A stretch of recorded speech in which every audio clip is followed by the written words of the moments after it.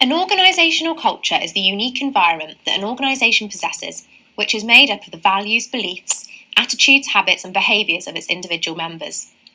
The culture that an organisation possesses will impact the way in which its stakeholders interact, and as such, influences the way in which the organisation responds to change. Previous research has focused on the different manifestations of culture, from early popular culture studies in works by Deal and Kennedy in 1988, which concentrated on the artefacts and patterns of behaviour in the first links of culture to organisational performance. This was extended by Shine and Rosal in the 90s, who argued that the study of artefacts alone may be misleading to the true culture of an organisation. Shine and Alverson in 2004 and 2002 respectively extended the original understanding of the manifestation of culture to include layers beneath the surface of artefacts, to include assumptions, beliefs and values, and this has since been the dominant understanding of the manifestations of culture and organisations. However, in this presentation, we will instead be understanding the perspective of culture on leading and managing change through the understanding of different views of culture rather than its manifestation. To do so, we will use a conceptual approach to explore three key views of culture: integration, differentiation, and fragmentation. These views use the degree to which the manifestations are shared within an organisation to define what culture that organisation has.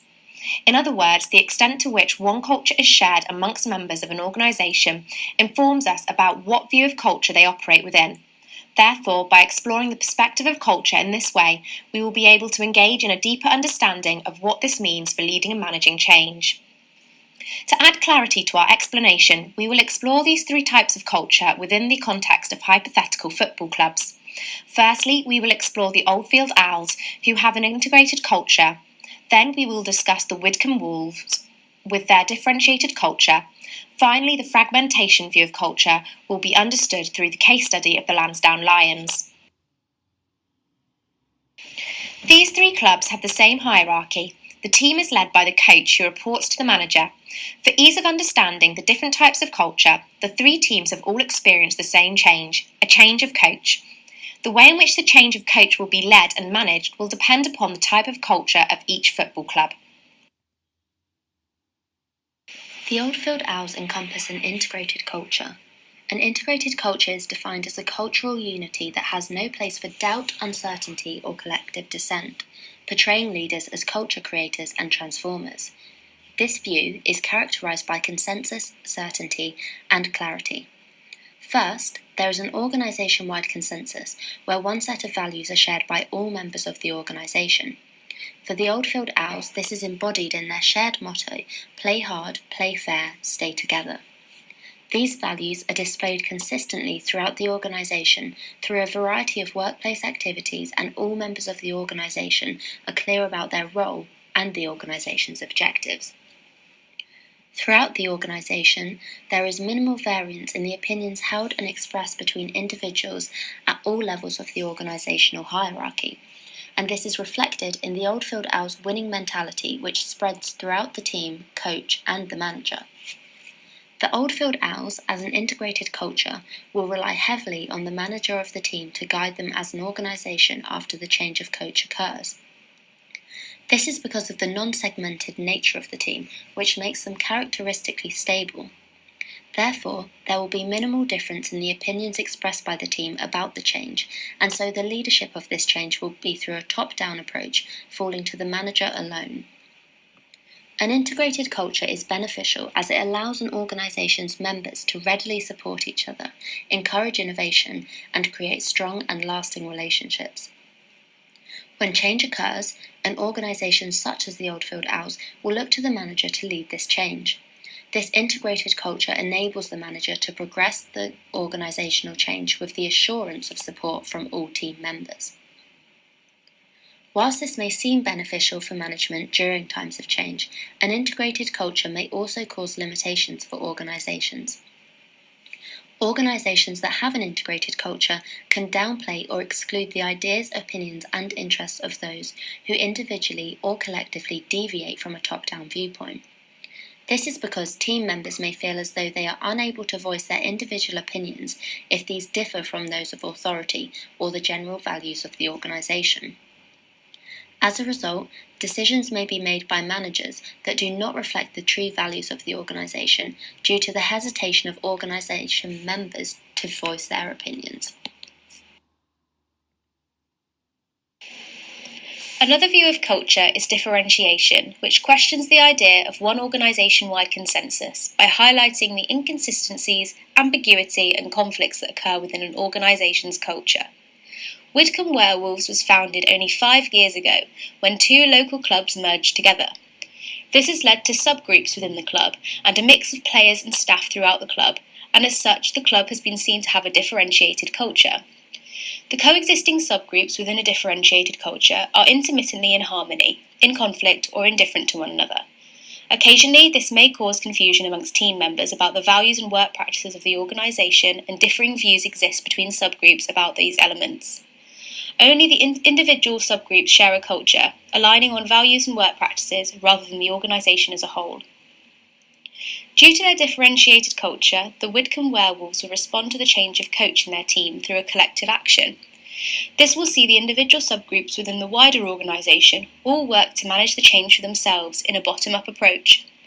For the manager of the Whitcomb Werewolves, this means that they will have to work through the change of coach on a collaborative basis with each individual subgroup, rather than simply as a leader.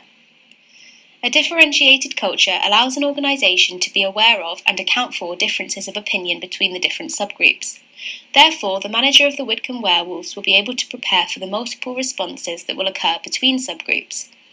Essentially, the manager will be able to plan in advance the way in which the Whitcomb Werewolves will proceed through this change of coach. Of course, whilst this is a benefit to managers, it can also be a limitation.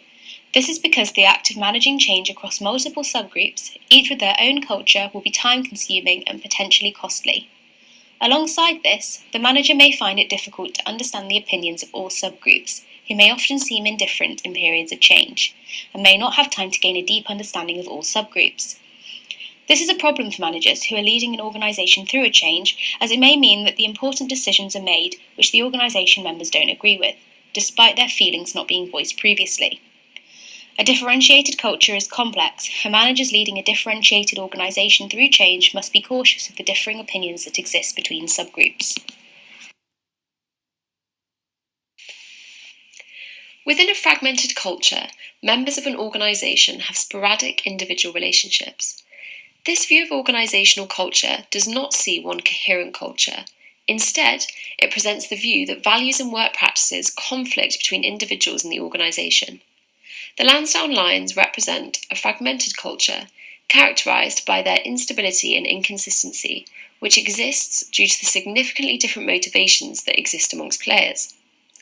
The key assumption of the fragmented view is that an organisation's culture will always be ambiguous and will constantly fluctuate. Therefore, there is no organisation-wide consensus or even subcultural consensus for an organisation with a fragmented culture. The fragmented nature of the Lansdowne Lions culture means they are accustomed to constant changes, and therefore the change of coach will be just another case of turbulence and unpredictability for the club. This change will be accepted by the team as inevitable, and so work practices are likely to continue as usual. A fragmented view of culture allows an organisation to adapt to and keep up to date with environmental changes surrounding them. This is beneficial for the manager of the Lansdowne Lions because the team are used to change, making them flexible and adaptable. As a result, the manager will not have to spend large amounts of time in leading and managing the team through the change of coach. Despite the flexibility of the team, the fragmented culture will also be challenging for the manager. This is because the team itself does not function as a usual team, and it has been found that embracing ambiguity to such an extent can be detrimental to the performance of a team. This is because the manager will not be able to harness responsible, real relationships between individual team members. Therefore, this lack of relationship amongst the organisation can cause confusion about the values and practices of the club. In the long term, this may decrease overall performance. So, to summarise, an integrated culture which we explored through the Oldfield Owls enables management to lead a team through change with the entire team's support. This is due to the stable and aligned culture of the club and a perceived organisation-wide consensus about the values and work practices followed by everyone. An integrated culture sees organisation members follow a top-down management approach. However, it may be that the players are unable to truly express themselves and maximise their performance, as they can be restricted and constrained by the manager.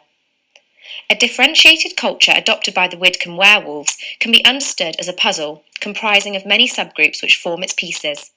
These subgroups fit together despite their different values, frames and strategies, which are diverse and perhaps even contradictory. For the manager, this means that change must be managed collaboratively with all subgroups across all hierarchical levels.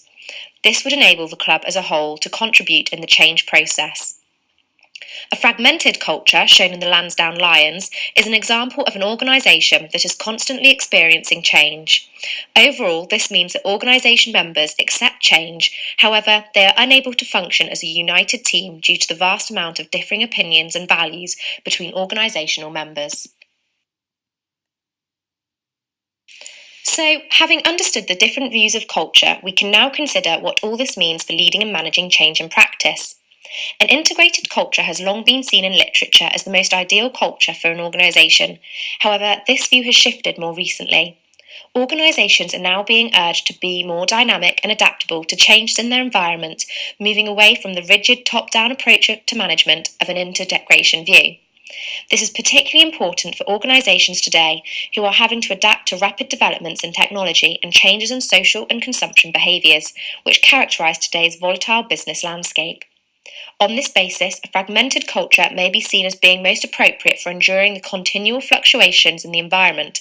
However, a fragmented view is an extreme form of culture for an organisation to operate under and does not allow for effective leadership and management during times of change.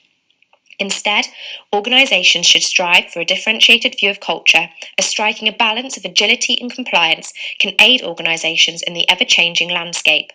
For managers, leading and managing change in an organisation with a differentiated culture enables active participation from all hierarchical levels, alongside a clear direction controlled from the top.